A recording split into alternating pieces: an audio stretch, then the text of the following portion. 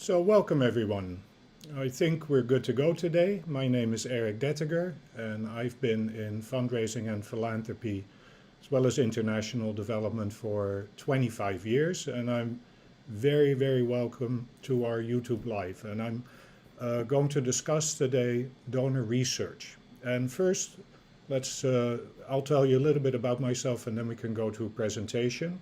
And after that, we have received some questions already, but we will receive additional questions. And so I look forward to sharing my experiences with you today. And over the past decades, I've done a lot of fundraising from mostly foundations, bilaterals, institutional fundraising, if you will, not individual giving. And I have fundraised from many different sources, foundations all over the world, trusts in the UK, bilateral agencies such as DFID, USAID, etc., as well as embassies, the European Commission, etc., etc. So I've lived in many different continents. I've lived in Asia twice. I've lived and worked there as well, of course. And I've lived in Africa. At the moment I'm speaking to you from New York. And I hope you are all safe and well, and your families and loved ones are too. New York is doing much better, even though the United States is terrible. And we are safe and well on this side. So many years of institutional prospect research also. I've done hundreds of donor mapping exercises, so trying to find donors for NGOs, INGOs, UN agencies, and other types of organizations. And I'd like to share some of that expertise and experience that I've had with you today as well. So let's run over to our PowerPoint presentation and then we can, here we go. Sorry, I have to just click this. So here we go. Donor research, finding the right match. That's the topic for today. And let's just, sorry, I just have to go here, there we go.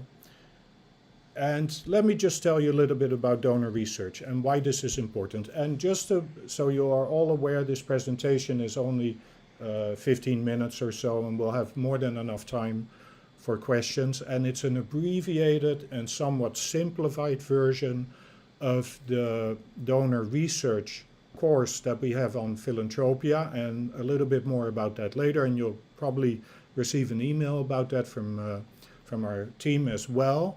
And I've just simplified it somewhat so it's good for everybody to follow. And I don't go into too much depth, but it will give you some good ideas on how I approach the prospect of fundraising research and finding the right donor match. And in general, in summary, fundraising, especially from institutional sources, follows a basic cycle in my mind. The first step is to find donors, so identify donors that are good prospects, good matches with your organization. The second step is to engage those donors, to network, to discuss, to learn more, etc. And the last step is to apply, to send them a concept note, a proposal, a letter of inquiry, what have you. And it is very important, and that's a cycle, so it continues, it doesn't stop. It doesn't mean I'm going to find a donor, I'm going to get money, I'm going to apply, get the funding, and that's the end of it. No, it's a continuous cycle because your organization will be around probably for a very long time, and you need to continuously look for grant funding. So in this presentation, we're going to talk about the first step. Find donors. So donor research, finding the right donors to match with your program. And we're not really talking about engagement, step 2, and how to develop a proposal or an application, step 3. And what I do see very often is that many organizations around the world, and especially those that are have limited capacity in fundraising, resource mobilization, start with step 3. They have a long list of donors that they found somewhere, and they send everybody an application or a proposal saying, please fund me because I have a great program. And actually that's the world upside down. The first step is to really put a lot of effort into that donor research and to find those donors. And donor research, some call it donor mapping, prospecting, there are different terms for it, but basically it all means the same. It means that out of the many donors in the world, you find the very few that are interested in your country, in your topic, your theme, the area of work that you do, as well as the type of organization that you are, based on size, etc. So why do we need to research? Why is that important? Why can't I just send an application or proposal or an email to all the donors in the world? Well, let me tell you something. In the United States, there's over 140,000 foundations alone. I think at the last year was 144,000, and they gave, it's actually closer now in 2019, those numbers just came out, it's close to 70 billion.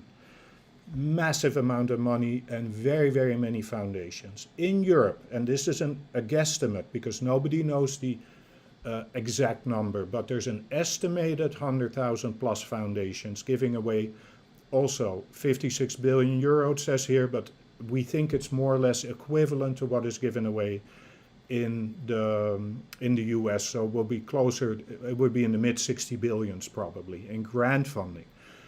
ODA, and that stands for Official Development Assistance, is about 21 billion, but it fluctuates. This year it may well go up actually because of coronavirus, but it may shift to COVID-19 funding, if you will. And so why do we need research? Well, it's efficiency. With so many potential donors in the world, foundations, trusts, development agencies, etc., and with when it comes to development assistance, so from governments to organizations around the world, we are talking well over 100 potential sources. And we've mapped many of these out, but your organization, let's pretend you are an organization working in Nepal on women's rights. Not all of those hundreds of thousands of foundations and development donors, etc., will be interested in funding you. It's a given. Not even close to 1%. It'll probably be a short list of maybe 100 to 200, it could be even a little bit more, but there are limits to it. So you will have to do the research. You cannot email or apply to all of those hundreds of thousands of potential donors in the world. That would be nonsensical. That would not be as efficient, and that would be a waste of everybody's time. So what you have to do is to go look at that haystack of many, many donors in the world and pick the 20, 30, 50, 100, whatever the case may be, that seem to be good fits for you. So you have to pay very close attention to, is that donor interested in my country, in the geographic location where I work, and in our example case it could be Nepal, and is that donor interested in the type of work I do? And in that example, it would be, in the example that I just gave, it would be women's rights, women's issues, gender, what have you. Now, that's our first focus. If we can identify those donors interested in my country and my area of work, then we can research those donors further and see whether they are interested in the specific work I do, in the area of the country where I work, depending on where you work in your country, and or what the typical sizes of the grants they give. You know, are they interested in small grassroots organizations or very large ones or somewhere in between, because that's relevant too. And also what the likelihood is that that donor will give to a new organization that they haven't funded before. Okay, let's go to the next slide. Oh, here we go. Let me talk about some of the research methods. Now here's the first research method that I typically use is I look at like-minded organizations and who funds them. And let's just go back to my example. And I'm just using an example to illustrate this point. And this research strategy, this method, I'll go into a little bit more detail, and the others I'm going to kind of run through. But if an organization, a donor, is interested in funding an NGO or organization that is very similar to myself, it is highly likely that they could be interested in funding my organization. So let's say I work in Nepal on women's rights, and I know ActionAid, and this is the website of ActionAid Nepal, also is working on women's rights, and they're doing non-formal education, literacy programs and this and that. And we know this already because we know the other organizations in my country that do similar work. I would go to their website, and I have done that for you already, and I would start looking for a list of their donors and or supporters. Now, I took a look, and usually it is under our supporters or about us or what have you, but sometimes it's a little bit difficult to find. And in the case of ActionAid, I had to go to the annual report. And here's a tip, and remember this one: if you cannot find donors on a website of an organization, an NGO doing similar to work what you are doing, look at their annual report. It is highly likely that they will thank their donors and or list their donors in their annual report. And I went and I looked at their publications, and I found a report called Reflections and Learning 2006. And it says right there, it is an annual report of 2016. And it's a little bit dated, it's 4 years ago, but no matter. These donors typically don't change very, very rapidly. And I go open the document, and this is what I see: projects managed by ActionAid Nepal in 2016. So they didn't have a list of donors under a thank you to our donors or our supporters, but it's under their project page in an annex. And what do we see?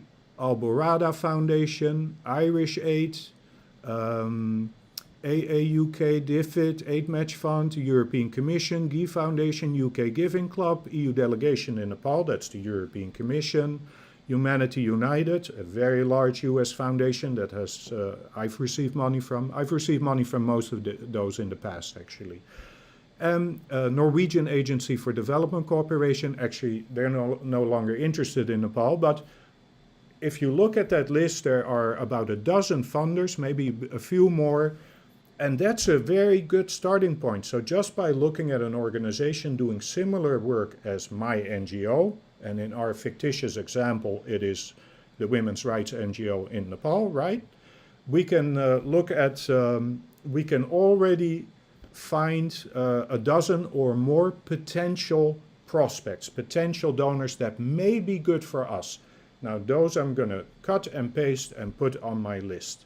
And I wouldn't just look at ActionAid Nepal, I would look at some of the other organizations in Nepal doing similar work. And I know in Nepal there are quite many. LAC and ABC Nepal, and I've lived and worked in Nepal, so that's why I use that as an example. But there are dozens of women's rights organizations, and it's quite easy to find a list of their donors. Now, do all NGOs or all your the organizations that you know, do they all list their donors? No, they don't.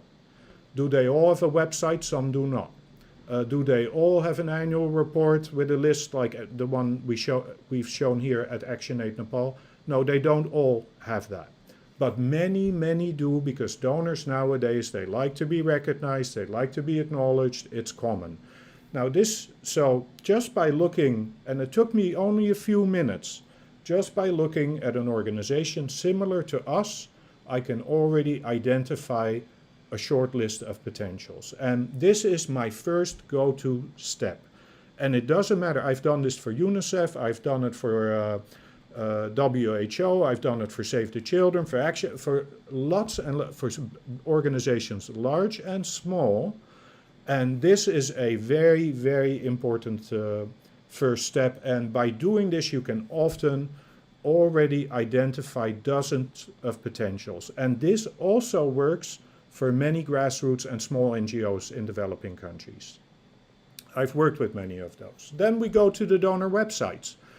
Obviously, once we know or have an idea of which donors are good fits, we can go to the websites and we can do some more research and see, are they really interested? Is that really what they still want? And in our research, we are typically always looking at the past. We don't really know at this point what they want in the future, and sometimes it's very difficult to know because they don't tell you or they're updating their strategy. So, but look at that.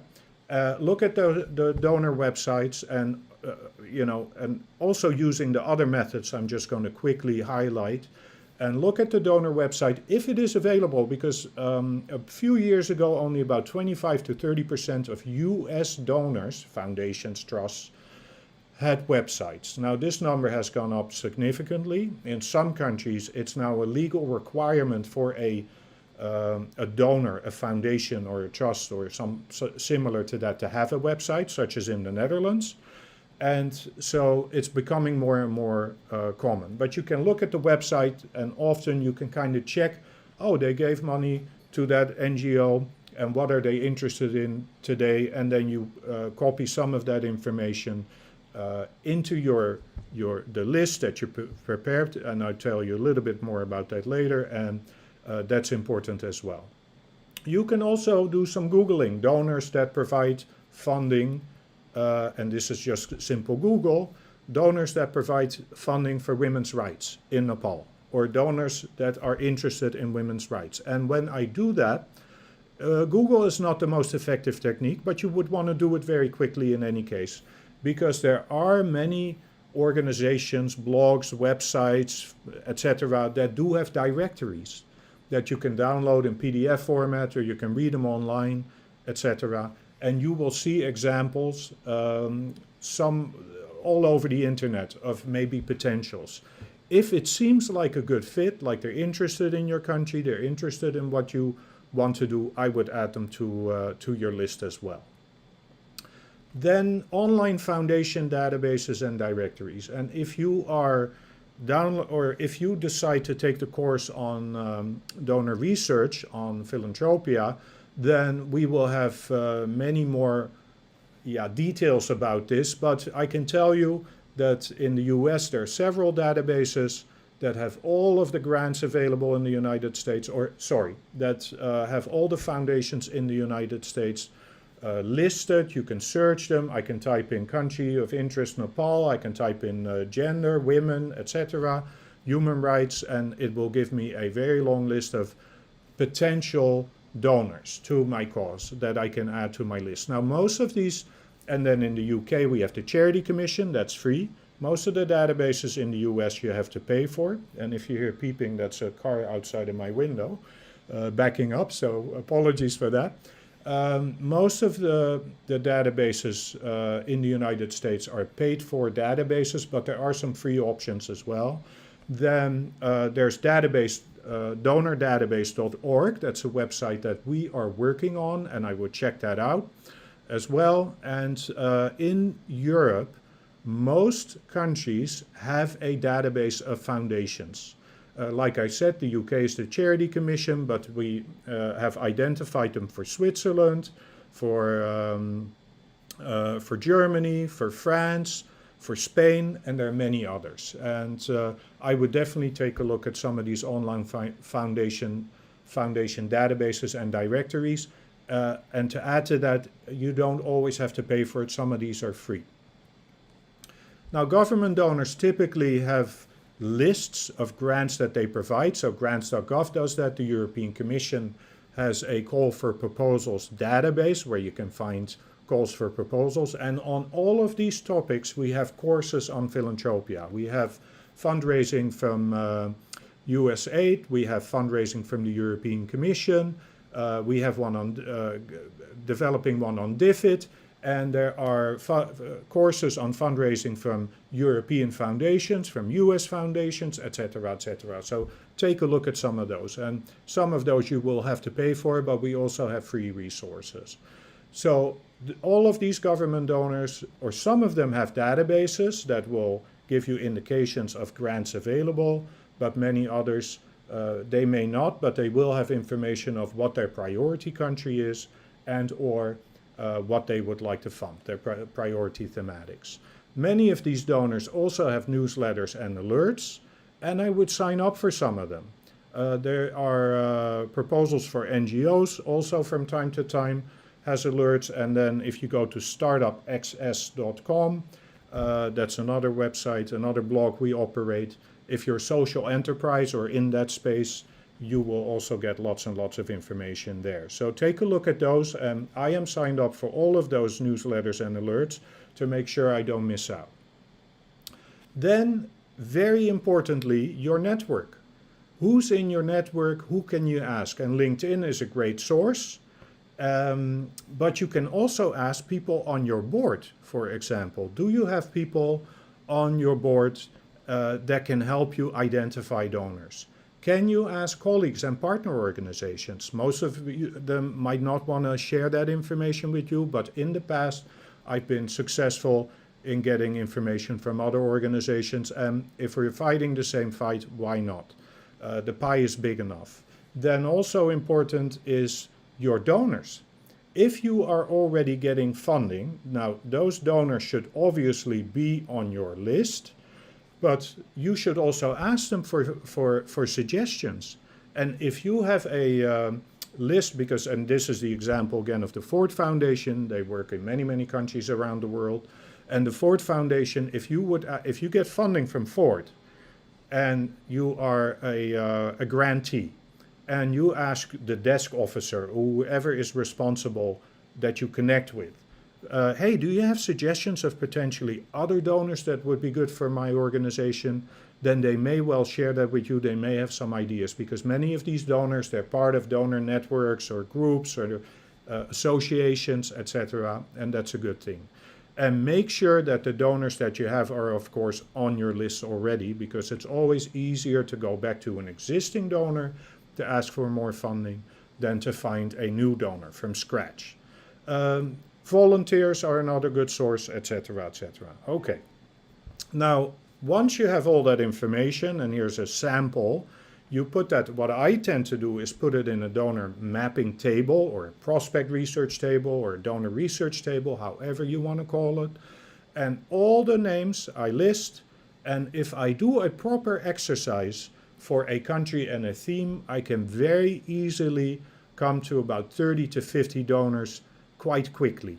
It will take me a few days of work, maybe a day to get a great list, and then to do all the additional research will take a little bit longer, obviously. And that list, then you start researching each and every of those donors in more detail. So you would want to put the link to the website, the URL, what they're interested in. You could do some sort of ranking, like how likely they are to fund you, and there are methodologies for that. You add contact information, and obviously the name of a person, an individual that you can connect with is important, because you want to engage and network with that person later. Application information, maybe a link to the application page, some additional notes. Oh, they funded ActionAid Nepal in 2016 for the women's NFE program, or something similar to that, so you have some idea of what they do. And an action point, and that is very important. This research is worthless if you don't do anything with it, if it's not actionable. And action can be, Peter will connect on the 1st of September with Mary at the Ford Foundation, or in this case, Alborada Foundation, to request further information on their program strategy for 2020, 2022, or whatever the case may be. But somebody has to do something on a specific date, and then you can also see whether everybody is doing what they're supposed to be doing. This donor mapping table is kind of your living document, and over time, your first donor research and your first table will not be great. It will be reasonably okay. It will be, but the accuracy may be only 60, 70%. There may be many donors on that table, on that list, that are not really interested, or they may have gone out of business or something similar to that. So, but it's a starting point, and you update that information as you go, and it gets better and better and better. And my suggestion typically is to at least update that when new information becomes available, so you've met with a donor, etc., and or when once a year do the entire exercise again. Sit for a few days, get some help within your NGO, and spend some time updating the donor mapping table and doing the research, because things do change. Now, as I said, this is all part of the fundraising cycle, and the find donors, researching donors, creating that table is the first step. And then we go on to engagement. The next step is to reach out to those donors that seem to be the best fits, to engage, to network, to understand what it is they want, to build a relationship. And we do have a YouTube Live also scheduled for that. And we also have a full course on that if you are interested. But the YouTube Live will be free of charge, and will be with a Q&A. And then the last step, apply. And then again, you repeat the cycle. So just a short note before I go to the Q&A is that because you've joined this Q&A, we can offer you a 30% discount on the full course, and the coupon is code is PFN users, and we will email that to you as well, PFN users. So okay, thank you very much. Now let's go to and here we go. Okay, this is me. I'll take this off so it doesn't see glare. Okay, let's see, because I know that some questions have been coming in, and Preeti, let me know what we're seeing here. I see one question come in. Sorry, I have to put this a little bit. I have a lot of experience in donor research and fundraising, and that's what my long experience also means your eyesight is not as good as it used to be. So here's a question, and it's from Altafur in Bangladesh. As you know, many nonprofits that are operating on the front lines are struggling financially, struggling to determine how to keep donors engaged, how to generate revenue. What would you say is the best way for these organizations to generate cash flow while giving is significantly down? Well, Altafur, that's a good question. And donor research is a key component of that. Let me tell you, giving is not significantly down. Giving year over the past, for as long as it's been tracked, is in general, it goes up every year, including foundation giving. And in 2009, we've seen an additional increase in foundation giving in the US. And if we use that as a proxy, then we know that giving in around the world may have well gone up. And what we see with coronavirus, COVID-19, is that all of a sudden some foundations are giving more money. And it's specifically to deal with this issue, but I've seen that with the Gates Foundation. Ford Foundation is developing like bonds, a very novel approach to borrow $1 billion that they're going to give extra over the coming 12 months or so to deal with this big impact of the coronavirus. Now, research, a very important point is when you do research is that you find donors that are good fits for your NGO. And in your case, that's Bangladesh. And if you can identify a short list of very good donors for your NGO, then the chances that they will be interested and thus your success rate will go up significantly. If you just start sending proposals willy-nilly, like I said in the beginning, you will not have success. And I can tell you that I was working, or I had success with the UN Democracy Fund, UNDEF.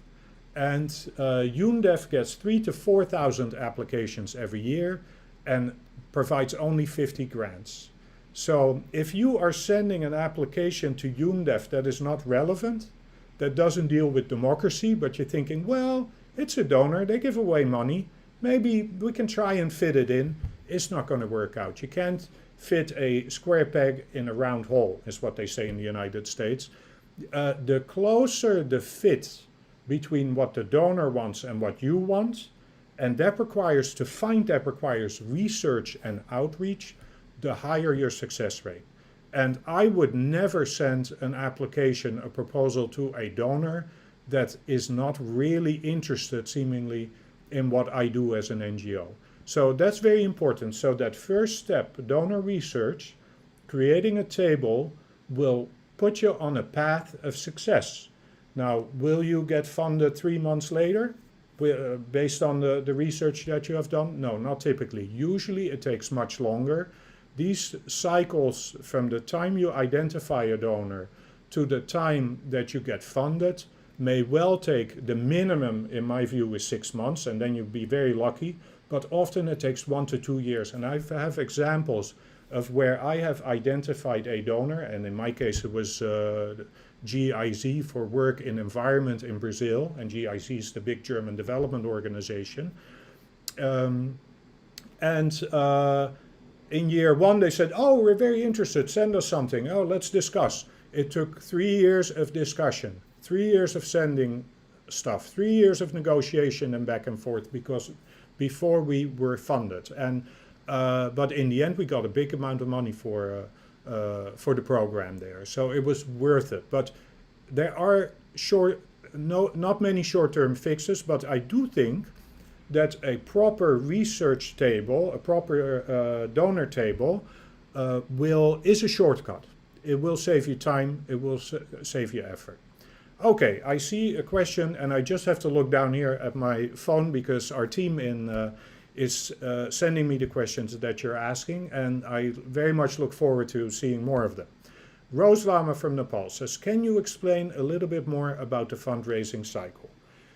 Yes, Rose, it's fundraising like most things, and it's kind of a management concept, but it's a cycle, and because fundraising is continuous.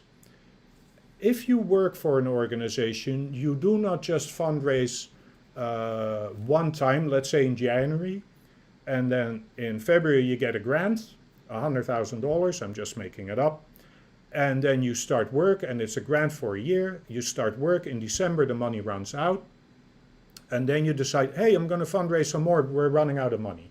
I do see this quite often with organizations around the world, that they get a big chunk of money, they're like, oh, we're good, we're fine, we don't have to fundraise anymore.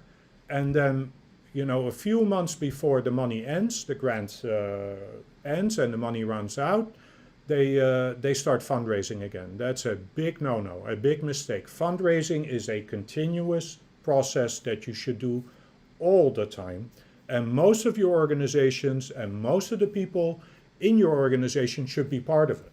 I worked for UNICEF in the refugee program in Tanzania. Even our drivers were involved in fundraising. Now, were they writing proposals? No, not really. But when I was drafting a proposal, I would ask them, hey, you have the Land Cruiser, and then we have the Nissan Patrol, and what's the cost of that, and what do you need, and which one is better, and what should we ask for, if that was the case. And then when donors would visit us and visit the refugee camps, which they did, then I would prep the drivers. The drivers would talk to the donors and tell them, maybe somebody from an embassy or whatever the case may have been, and would tell them, listen, I'm all day long driving around and this is what I see and that's what I see and these are the issues, and I live in the village nearby, and etc. And the gasoline prices have gone up and down, etc. And that's been has an impact on programming.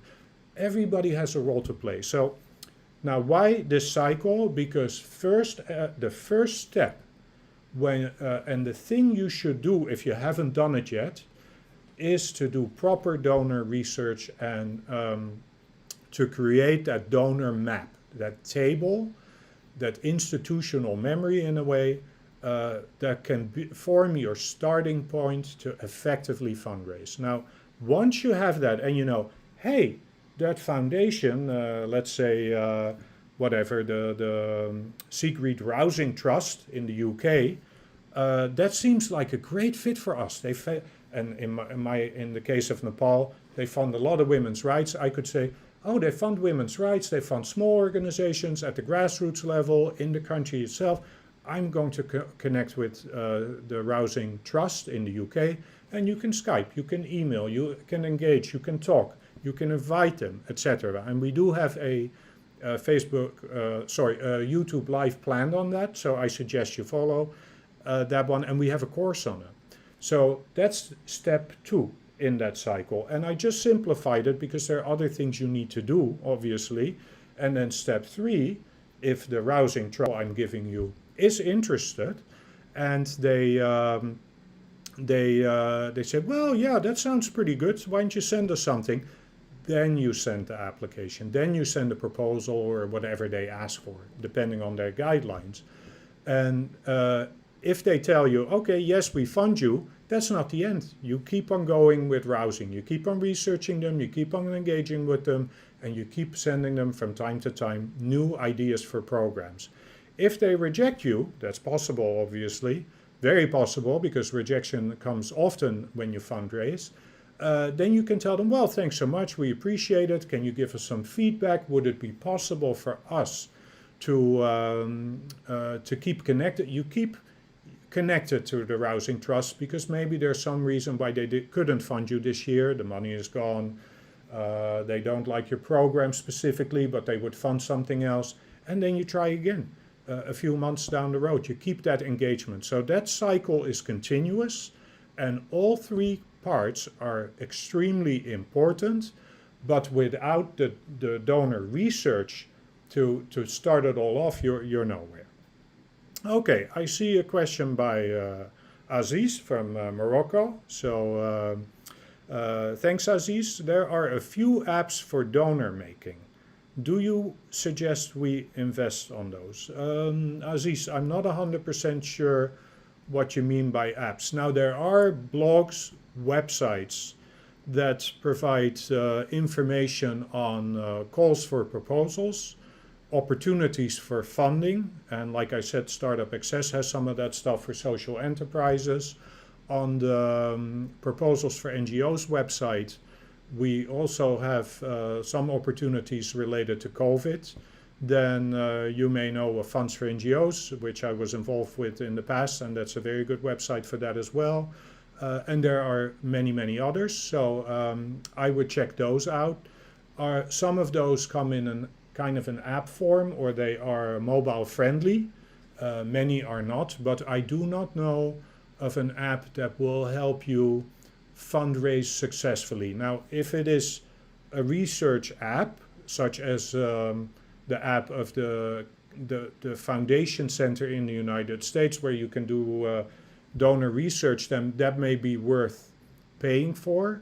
But most of these other apps are not, they're not going to connect you to a donor. In my experience, tools that are out there are of great help. Some are, initially, I would not pay for many of these tools. I would first do research without paying for anything. Well, hopefully you will pay for one of our courses, which will explain how you can do these things without paying any fees.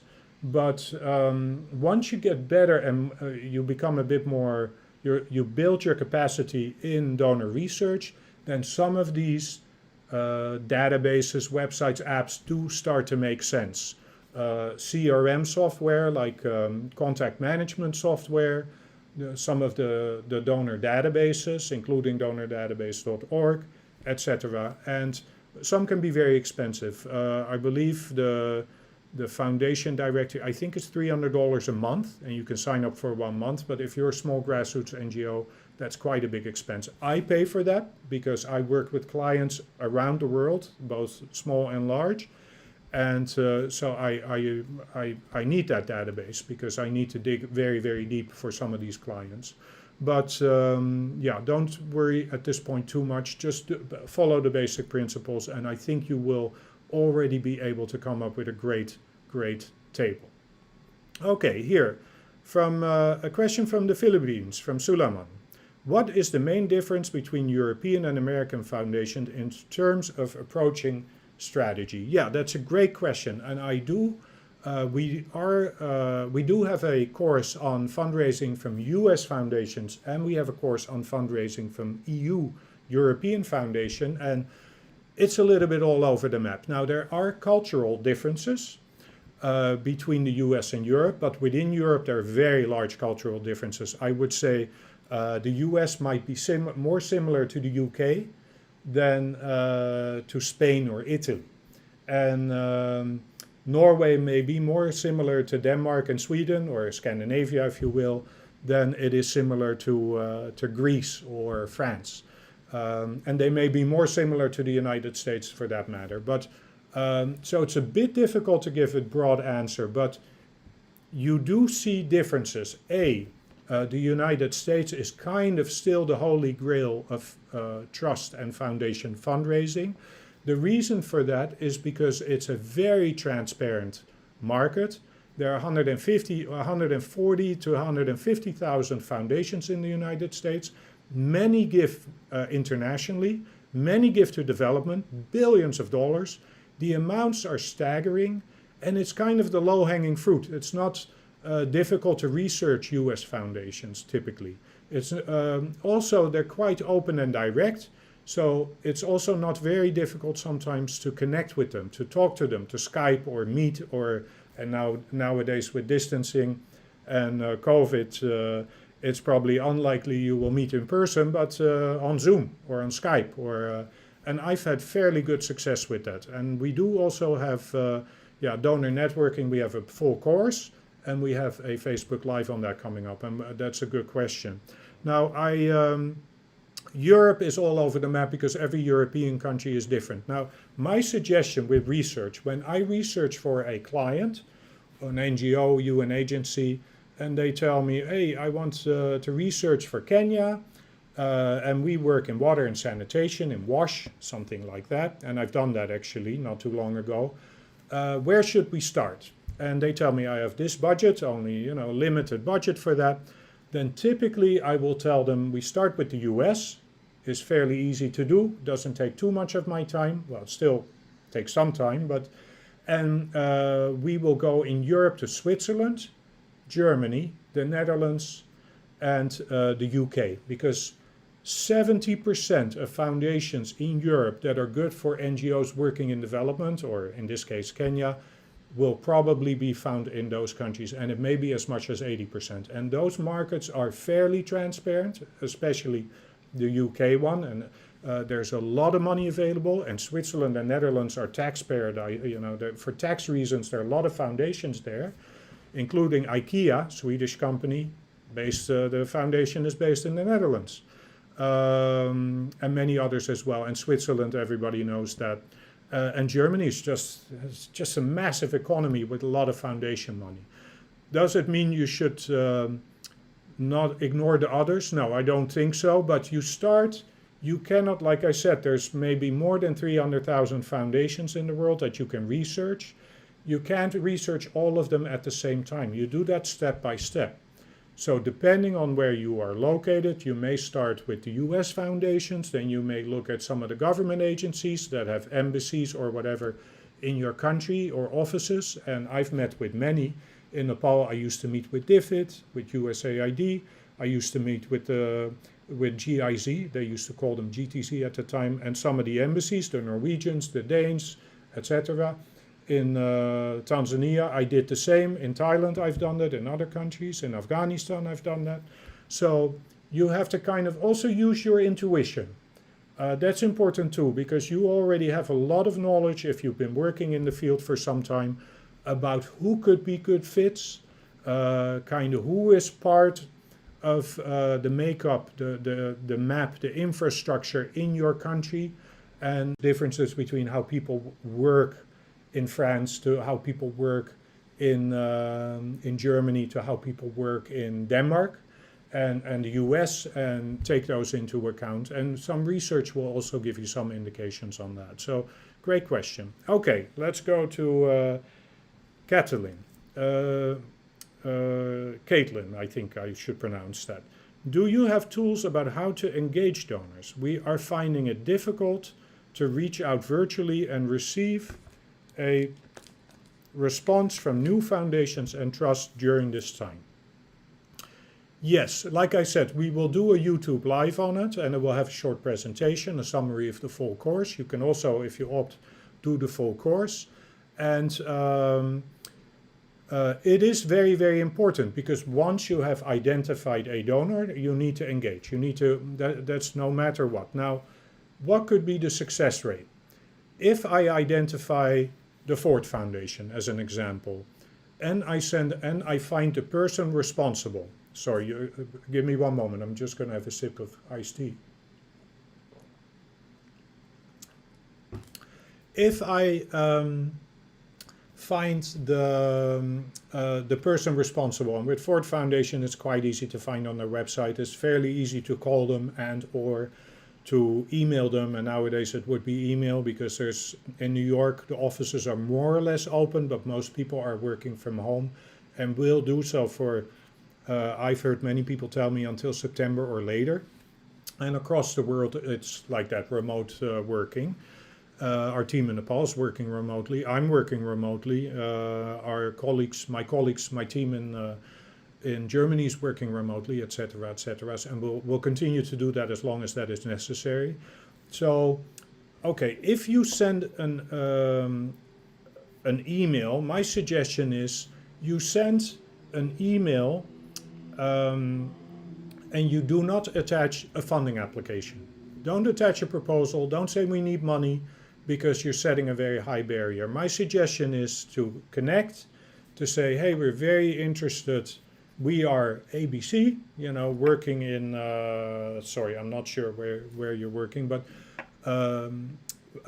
and we would love to talk to you to learn more about your strategy for the next 2 years or whatever, and also your response to Corona, to COVID-19, and how you're dealing with that and how you're supporting organizations to deal with that. The success rate, if you kind of phrase it like that, your success rate will probably be better than, or sometimes much better than when you send a cold email without, with a proposal or a funding, an application attached, because then you set the barrier quite high. Now, what could be your success rate? If I used to work for UNICEF, people would respond 75 to 80% of the time. If they didn't, it was because, you fall by the wayside, they have a lot to do, whatever, and they just forget about your email. I worked for large INGOs in human rights and other places that were quite prominent and somewhat well known, not world famous, but people in the field of human rights knew them. And success rate of response, 50%. I've worked with small grassroots NGOs and NGOs that were fairly unknown. Success rate maybe 25%, much lower. Now, are there some techniques to deal with that? Yes, and I'm going to discuss those in the next YouTube Live, and it's recorded, so if you can't make it, you can see it. And I discuss those in the course, in the online course. That is, you would have to pay a modest fee to participate in that. And there are techniques to improve your success rate, but let me leave you with one thing. If I am, for example, the Ford Foundation, I used it as an example. Years ago, they got over 22,000 applications every year, funding requests. That should be 40,000 or more nowadays. I've read somewhere that the Gates Foundation receives over 3,000 funding requests a day. I don't know if that's correct. They've never confirmed it to me, although I've met with them, I fundraised from them, etc. But the people I spoke to weren't part of that. They were more technical, but they are overwhelmed with requests. So if you send an email, it will be one of maybe dozens, of hundreds, of millions, who knows? So the chances of getting a response are not that great, especially if it doesn't say I'm the executive director of UNICEF, or I'm the president of Amnesty, or I don't know, something along those lines. So you have to persist. You have to send a few emails, use a few different techniques. You have to see if you need to go through a board member or somebody else. You have to, I would also suggest checking if you know somebody that knows somebody. You can ask an existing foundation if you can use their name. There are many techniques, and we will cover those next time. But the starting point still is your research. And if you research and you have that donor table, a list of donors, right, you should always look for a person. If you send an email to info@fordfoundation.org, your chances of getting a response are very slim. But if you know that John or Mary or Ahmed is responsible for your area of work or your geographic zone, your country, then you email that person directly, or call them ideally, then your response rate will go up significantly. So there are many techniques to do that. Now, I've also had cases, quite many cases actually, where they never responded, or they responded saying, sorry, we don't discuss, we don't want to talk to you. If that's the case, then you make a note of that.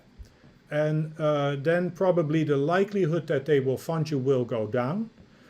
And you make a note of that on your table. Does it mean they will never fund you? No, not necessarily. I would still suggest, if that happens, to send them a proposal, or to say, well, thank you for your time, and I'm going to send you something, or to apply if there's an open call or request for proposals. I've had success with those many times as well. So that they don't want to talk to you doesn't mean you can't be successful. And maybe if you try again 6 months later, they are open to discuss with you. At the moment, with the working remotely and the coronavirus, it's had a massive impact on how people work, their capacity, their bandwidth to deal with new requests. And I think it's caused tremendous stress, and some people great sadness, because in the United States alone there's been massive death toll, and in New York as well, including in the building where I live. So these things impact people, and maybe it's not the best time to expect a big quick response. But okay, be that as it may, persistence pays off. And somebody not responding doesn't mean they're not interested. I've had people not respond for a long time, and then all of a sudden we started engaging, and they said, oh, that's fantastic, and funding came a few months later. So don't read too much into it. Just be persistent. It's like, in that sense, it's like sales. You have to persist. Okay, we have a question from Arif. And he says, based on your experience, which works better? Fundraising through federal funding organizations, governmental organizations, or private sector funds? That's a difficult question. Well, the amount of funding coming out of foundations is massive, but it is, if you talk about development, it's kind of my area of expertise, but the amount of funding coming out of that sector, so private foundations, is massive, but it pales with what comes out of government.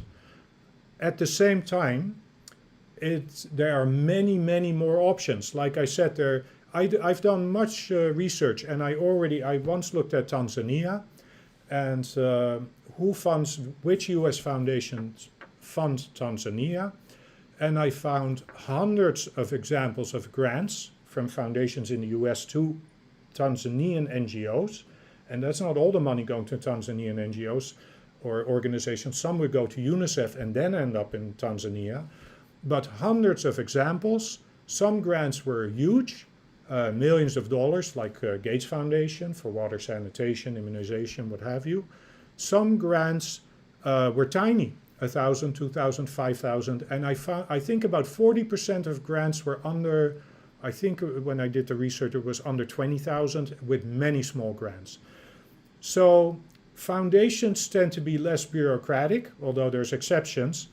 They are more nimble, can move faster, there's often more opportunity for small grants, and there are more options. And there's also new foundations coming online all the time. If I'm, let's say I have a company, I sell it for $100 million or whatever million, and I decide I want to give away some money, and I set up a trust or a foundation, then I'm new, and I'm looking for NGOs to give my money to, and it may well be your NGO, RF. So government funding is still important. In your country, and I'm not sure where you are, RF, but there will be embassies with grant programs. There will be the European Commission, the delegation of the European Commission, and they give away tens of billions of dollars every year around the world for development. There will be USAID, there will be DFID, although DFID is now going to supposedly be part of FCO, the Foreign and Commonwealth Office. Not the best idea, but okay. Then and there's Swedish SIDA. So there, like I said, there's more than 100 plus kind of governmental organizations, pots of money, and those are important too. Often for small grassroots NGOs, they can be more difficult to access, and it is more bureaucratic, and it requires like U.S. government, European Commission. It requires a lot of experience to successfully apply for grants there. But maybe you can apply as a partner with another organization.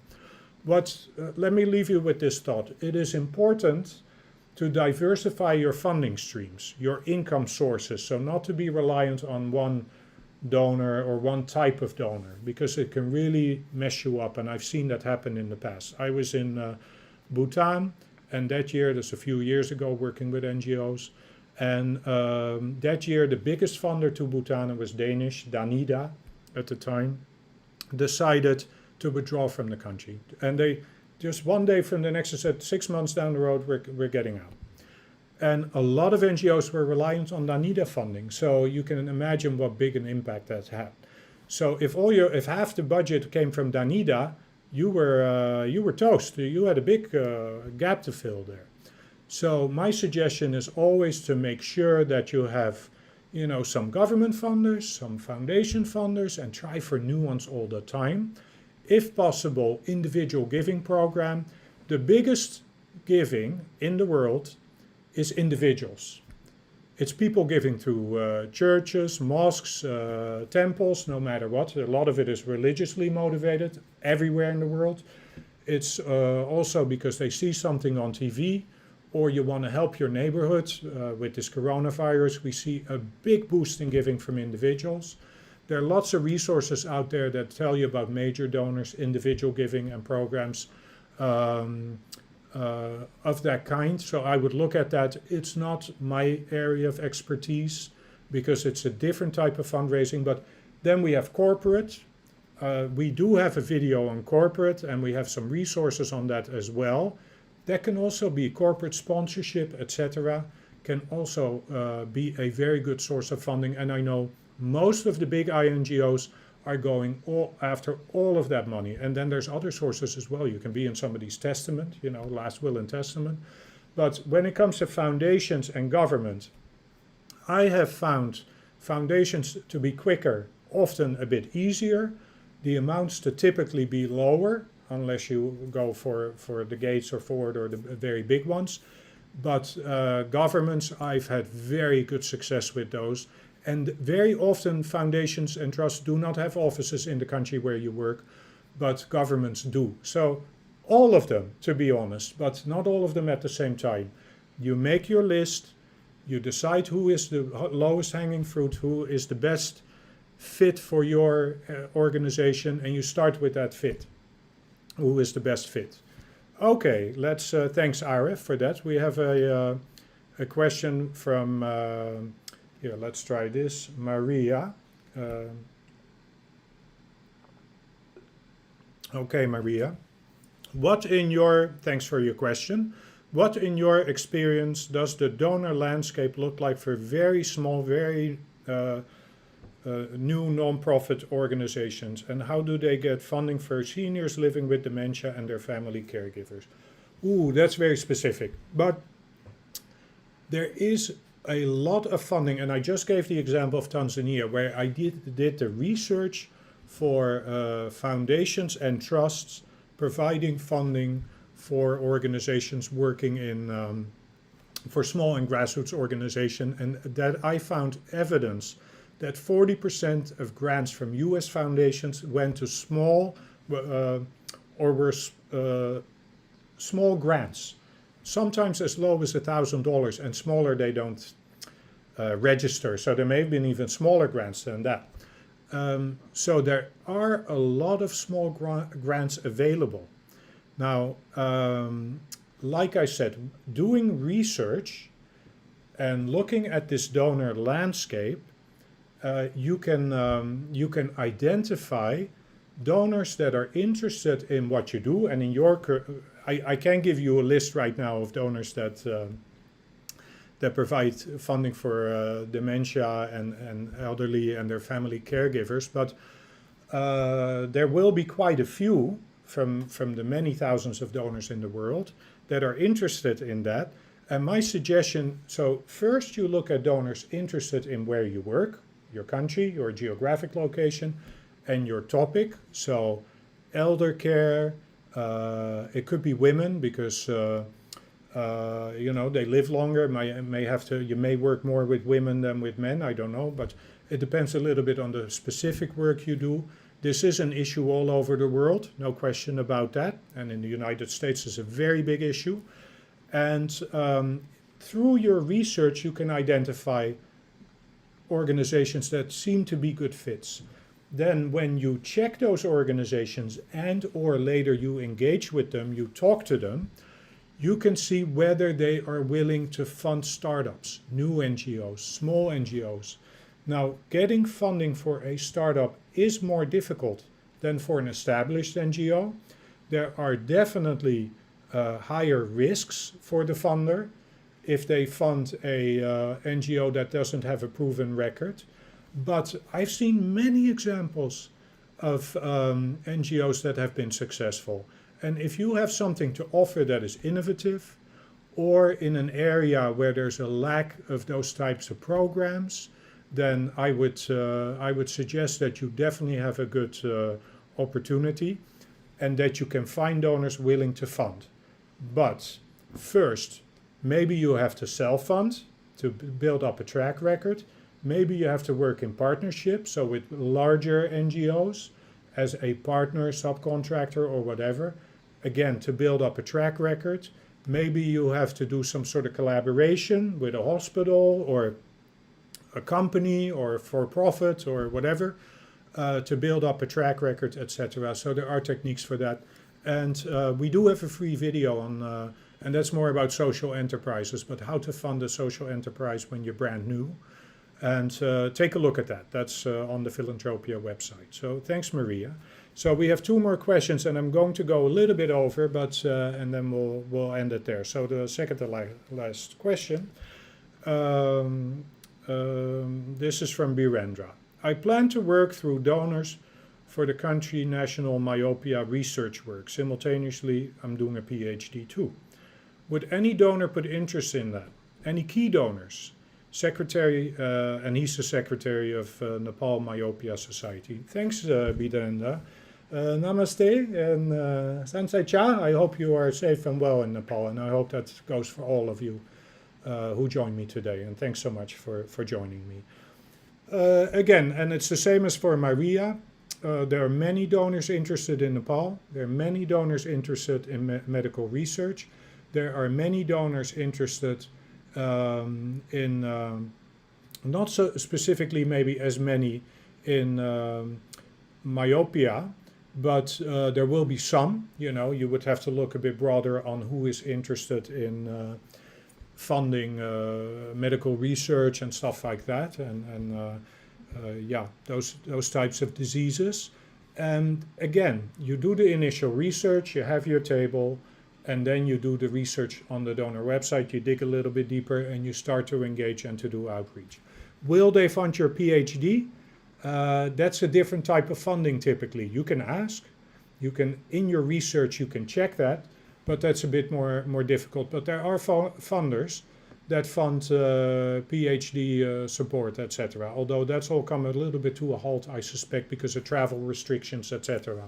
So those may be on hold, because I teach at Columbia University. They get people in the human rights advocacy program. They get people in all year or every fall from all over the world that work in human rights. And this year it's going to be virtual. So they still are doing the program, but it's virtual. So it will be a bit difficult for that. But I hope that helps. Okay, let's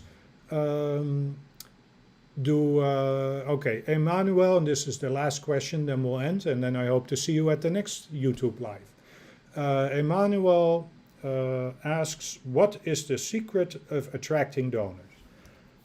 Ooh, if there would be a magic dust that could make donors love you and shower you with money, I would make it, and I would be so wealthy, and I would have an NGO fixing all the problems in the world. But of course, Emmanuel, something like that doesn't exist. There is,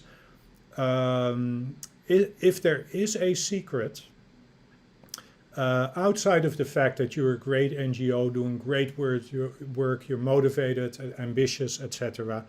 And I'm quite sure all of you are. I've no doubt in my mind that you're doing fantastic work under very difficult circumstances at the moment. The most important thing about at least institutional donor fundraising is to make sure that you understand what that donor wants. The donor is trying to solve a problem, and you are offering the solution with your program to solve that problem. And what we discussed today, the research, the donor research and development of a donor map, a donor table, is what you will use to determine that. That is your first important step in understanding the donor. Once you understand the donor and you follow the steps, the cycle, you start engaging, networking, coordinating, partnering, you start applying, and you keep on doing that. And doing all the other things, and running a great program at the same time, obviously, and growing your NGO, then you will continue to grow. And I've worked with NGOs where I have been able to double the income every year just by following this cycle. So it sounds simple, and some of you may think, I know all of this, I've heard all of it, what are you telling me? But I've done this in practice for very large programs, and I'm talking hundreds of millions of dollars, like immunization programs for UNICEF, for tiny programs, for mid-sized programs, budgets of $20, $30 million, but also programs that were $50,000 a year, or much less even. This works. And it takes sweat equity, it takes hard work. And you have to follow these steps, and then as you are doing, you will get better. This YouTube Live, my courses, the courses of our colleagues are worthless if you aren't doing it, if you aren't institutionalizing it, if you aren't integrating some of the lessons that I've learned and others have learned into your day-to-day work. And if you do what you start, I had to learn. I knew nothing about fundraising when I started. I didn't go to a school for fundraising. I learned by doing, by observing others, by teaching myself, by following courses, by reading books, by listening to donors. And the secret sauce in that sense is A, understanding what the donor wants and matching yourself with a donor that wants what you want, and B, hard work. And I'm sorry I have to tell you it requires hard work, but it's just the nature of it. Okay, everybody, thanks so much. I really appreciate you being with me. And hope to see you very, very soon at one of our courses or one of our live sessions. Thanks and bye-bye.